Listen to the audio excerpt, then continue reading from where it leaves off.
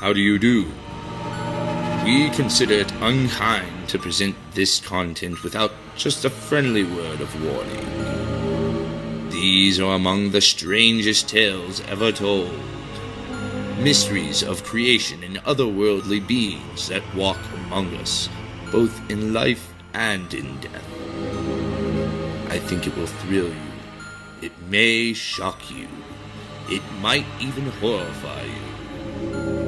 So, if any of you feel that you care not to subjugate your nerves to such strain, now is your chance to leave. Well, consider yourself warned. Now, welcome to The Strange.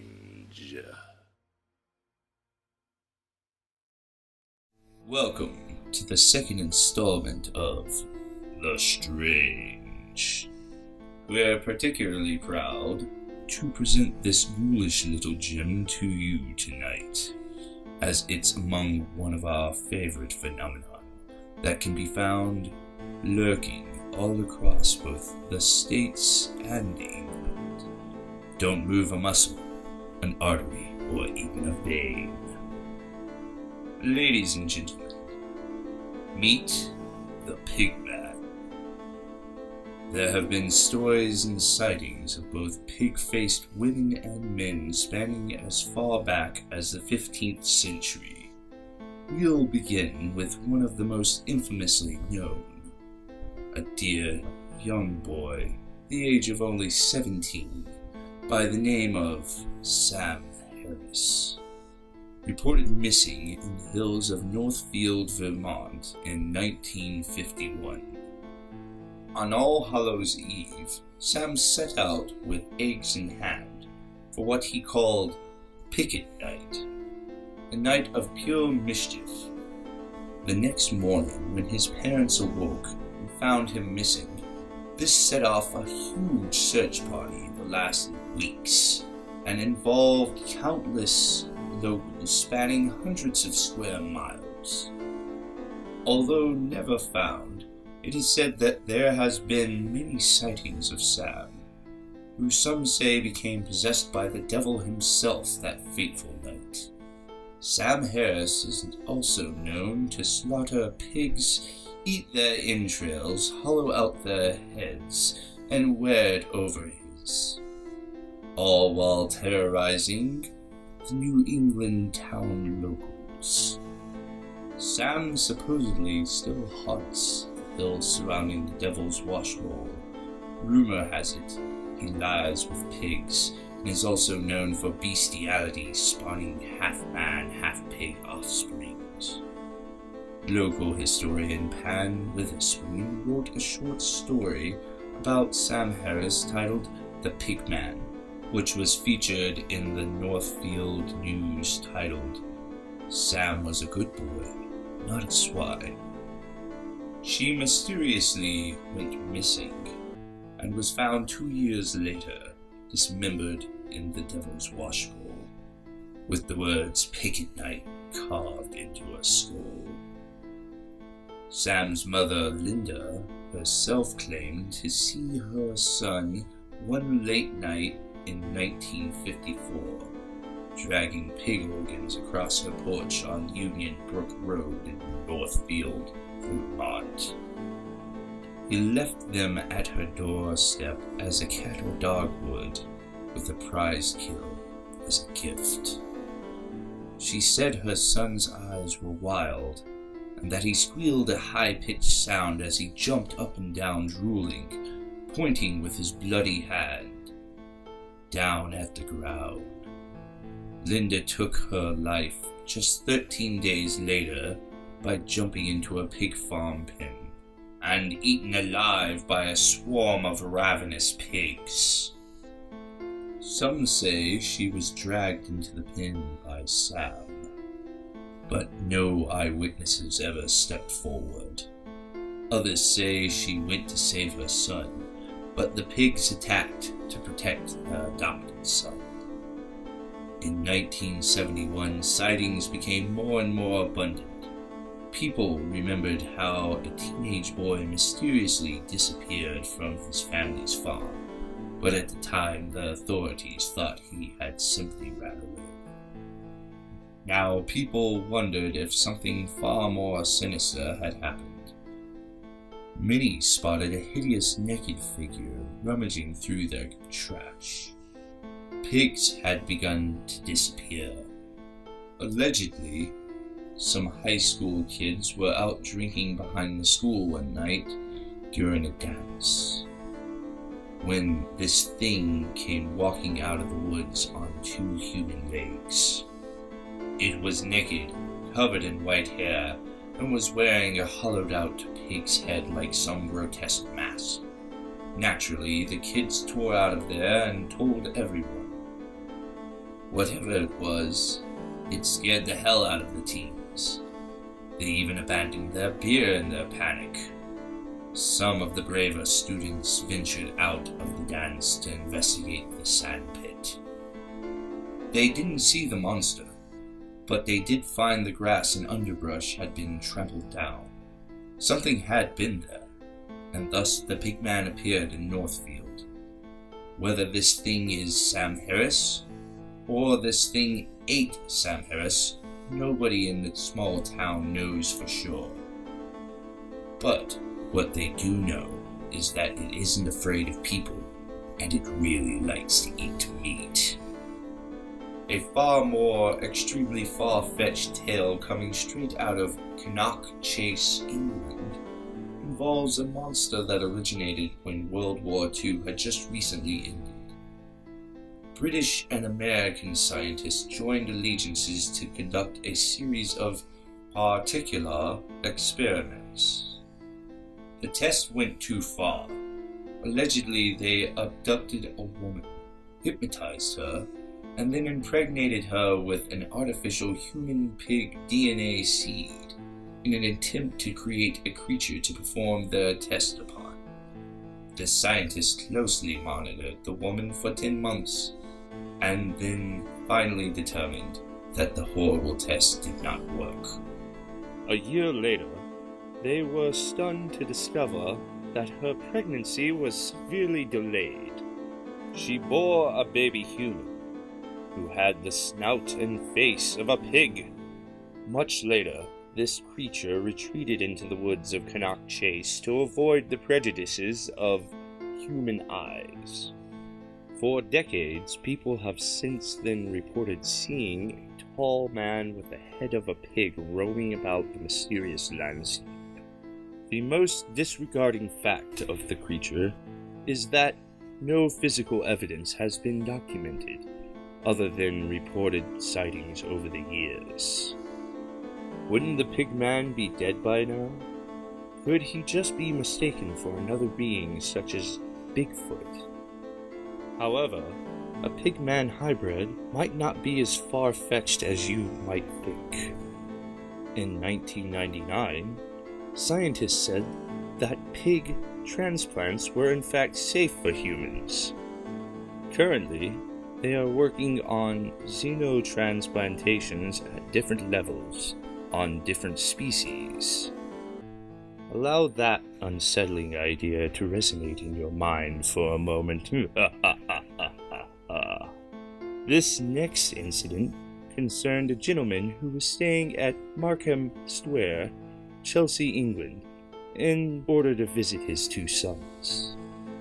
On the first night of his stay in the dingy room, only escaping the grip of full darkness by the hue of a lamp, the man awoke with a sudden nightmarish jerk and found himself face to face with a grisly creature. He commented it was a dwarfed, tubby figure, with a face like a pig, perfectly naked, in a strong light. The whole figure resembled, in appearance, the body of a pig, but the legs and arms were those of a human being brutalized. Male or female, I could not say. Within 15 seconds, the awful beast vanished, leaving the witness huddled and shaken under the sheets, hypnotized by fear. as the sweat dripped profusely from his brow.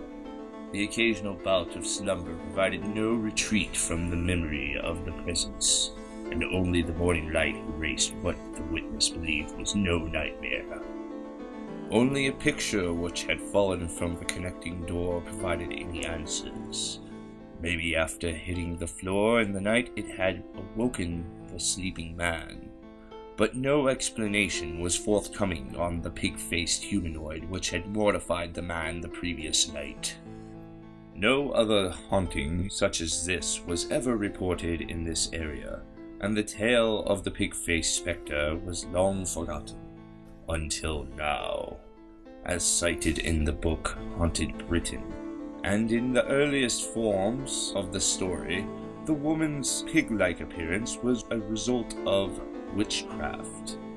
Following her wedding day, the pig-faced woman's new husband was granted the choice of having her appear beautiful to him but pig-like to others, or pig-like to him and beautiful to others.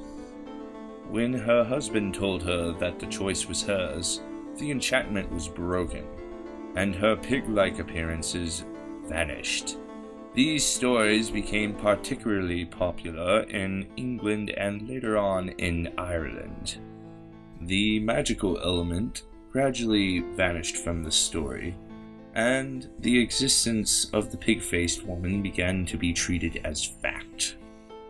The story became particularly widespread in Dublin in the early 19th century, where it became widely believed that reclusive 18th century philanthropist Grinzelda Stevens had kept herself hidden from view because she had the face of a pig. In late 1814 and early 1815, rumors swept London that a pig-faced woman was living in Marylebone. Her existence was widely reported as fact, and numerous alleged portraits of her were published. With belief in pig-faced women commonplace, unscrupulous showmen exhibited living pig-faced women at fairs. These were not genuine women, but shaven bears dressed in women's clothing. As cited in The Pig-Faced Lady of Manchester Square and other London medical marvels, Dr. Jan Bonson wrote at least 4 books of the bizarre, and The Pig-Faced Lady is a tour de force and highly researched. Was the early 19th century pig-faced lady in the title real or just a hoax? The author's meticulous research cannot find the answer. There have been sightings reported as early as 1639.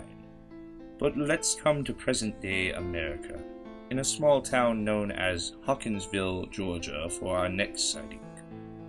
An animal trainer from the circus lived in the area, specializing in training pigs. It is said that he was cruel to them, and that when he grew far too old to travel, he settled beneath a bridge and built pig pens on the hill above. The pigs ended up brutally killing the man, and now he's said to haunt the bridge, donning the face of a pig. Other tales describe a train wreck that killed over 40 people and left the bridge forever tainted by the blood of the innocent that died in the wreck. At any rate, I definitely wouldn't want to venture across that bridge alone beneath the full moon. Would you? One thing is abundantly clear. The legend of the Pigman has had people shaking in their boots for decades. I think we're all familiar with the American Horror Story, the popular American anthology horror television series. It even features their very own Pigman. He's loosely based on our final account of the night. Like any small town worth its salt, Angola, New York is home to a creepy tale that has been passed down through generations of teenagers looking to scare themselves while out for a drive on Friday night. The story goes like this. There was a hog farmer and butcher who lived on the outskirts of Angola. When he was inundated with work, the butcher would impale the heads of butchered pigs on spikes along his driveway. Locals were fully aware of the butcher's bizarrely insinuated do not disturb sign, and knew to leave him alone when the decapitated heads appeared. At least most people knew to leave him alone. A few teenagers decided to test the seriousness of the situation, and perhaps finding the butcher in a particularly foul mood, were quickly beheaded for their troubles. Like the pigs before them, the teenagers' heads were reportedly impaled on stakes to warn off others. It's said that the butcher escaped into the nearby woods and was never found, but evidence that he's still lurking out there pops up from time to time. The road the butcher allegedly once lived on, Holland Road, is known now as Pigman Bridge Road, and it's still to this day a hotspot for kids looking for cheap thrills. Now, legend has it that those brave enough to attempt it can venture out to the bridge, turn off the vehicle, and honk 3 consecutive times to summon the butcher. Have you personally experienced your own pigman? Or perhaps your hometown has its own dark, twisted tales and legends? Be sure to share in the comments below, and we'll be more than happy to investigate. Maybe he lives next door to you.